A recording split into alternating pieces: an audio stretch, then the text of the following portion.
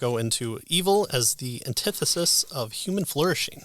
So this is kind of looking at the idea that a lot of people have of this utilitarianism of, if it brings the most common good to all people or the most amount of people, then it's good. But if it hurts people, then it's evil.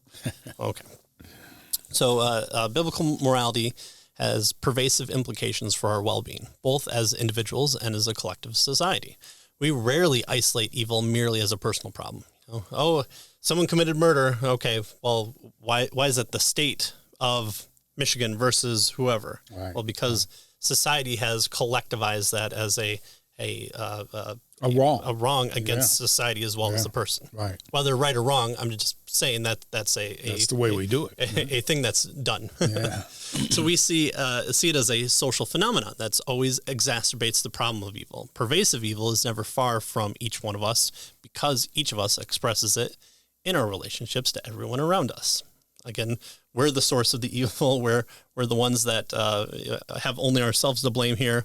And it's the result of a fall. Right. So this moral evil is relational. Right. We don't necessarily keep it to ourselves. It affects us as well as God. Right. Our relation to God. Yeah. We don't invent the car or the transparent or the iron lung or some sort of medical advancement just to use on our own. We do a common good by sharing it out with other people. And so there we're aiding in human flourishing. Biblical theodicy will be one that restores peace. It will highlight reconciliation and redemption. It will restore the shalom between God and man, between man and man, between man and creation. All those things are things that the biblical Christian worldview promises as an end result. Right. What about evil as privation of good? Right, now he talks here. That's good. I had a lot of good highlights in this part.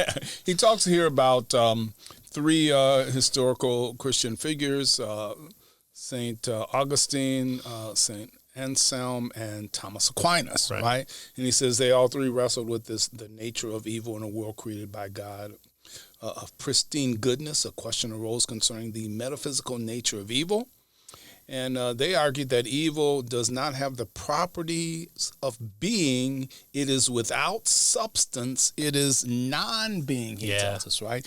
So this is the evil as conceived as a privation, is what the word they use. Corruption. That's right. Refers to a deficiency, a corruption, a decay, distortion, disorder, deprivation of some good feature that God created a thing to naturally possess, right? So, it's something that has gone wrong with the way things ought to be.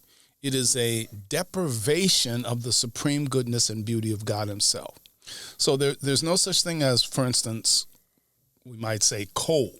It's only lowering degrees of heat.